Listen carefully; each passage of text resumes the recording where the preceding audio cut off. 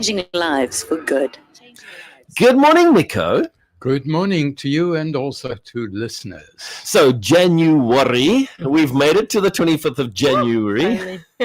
We've almost survived. True, almost. The problem, of course, is that during December, we get paid early. Exactly. Who thought that up? And we want to get paid early because we're living in a holiday resort. Exactly. And we want to get our family out there during the school holidays. And we're going to have friends coming over. And because we are South African, a lot of our activities are outdoors. Exactly. Which means we're going to braai. And we know what that means in terms of the price of meat. Yeah, it actually goes up as it heads towards Christmas. It does that. And because of the amount of visitors who join us, our budgets automatically go up. So December is a difficult month. And instead of our money lasting for 4 weeks, it's now got to last for 6 weeks till the end of January. So it's normal to have a tough January. It's not that we've done something wrong. It's just because we live in Cape Town, in a beautiful city with resorts and lots of things to do. But now we get to the painful part of January because we've bought the gifts for Christmas. Christmas is past. And now we also happen to have our new school year starting in January.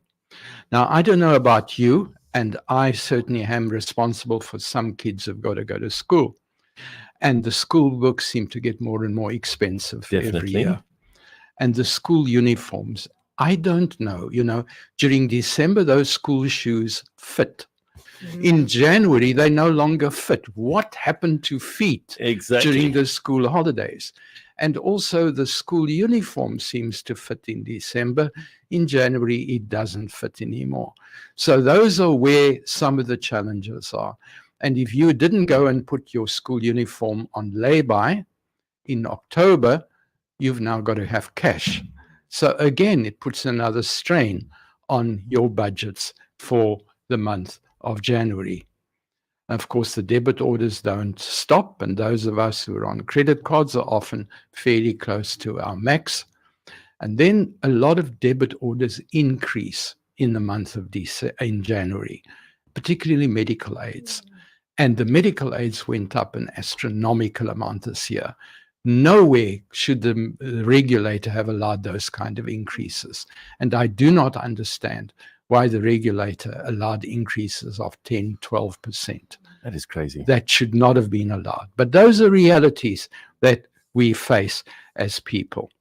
And then to make matters worse, we're going to get phone calls from our financial planners who are going to say to us, you've got to top up your RA and you've got to do so by the end of February. And then your tax-free investment, you've got to top up as well. That's 36,000 rand. You haven't used up the full allowance.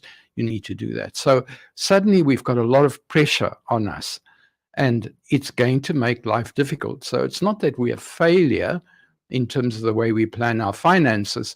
It's a whole storm of events that happen, and they're going to happen every single year. And we tend to forget that it happened last year. We tend to forget it's going to happen this year, and it's going to happen next year in January as well. So it's a matter of just getting used to some of those things. Now, of course, this is when we sit down and we say, well, so much for my New Year resolutions that I wasn't going to have the same problems. I'm back in the same problems again. So what do? We've got to take a deep breath and just get back to basics again. We've got to look at what our strategy is. What is it we can do? How can we reduce some of the pressures on the expenditure during December and January? There are things we can do. You can get your school books at PEP stores. You can get your uniforms at PEP stores. You can put that on a lay-by system, which means you've only got to put down 10% payments. So there are things you can do that make your life a little easier. And the nice thing is, if you're doing that in October, you've locked in the prices. Brilliant. So they can't then increase the prices as inevitably they will in just around December time. So there are little tricks you can do that make your life a little easier. But the other thing is CCFM last year, we announced that we were going to have an evening. Yes. And that evening is finally going to happen. The dates, the problem we had was trying to coordinate my diary with the diary and the vacancies. That is now in the process of being finalized. So in the next couple of weeks, we will announce when that is. We will announce how that's going to be. And then for those who are within traveling distance on the studio, you can come and spend an evening and get direct answers to direct questions. It's not going to be broadcast, so it's going to be a safe space. You're not going to get your grandmother in Pofadder listening to your problems. So Granny, sorry, you're not allowed to listen now. that's going to be some of the problems. So we will release some information around that. There are one or two good news items.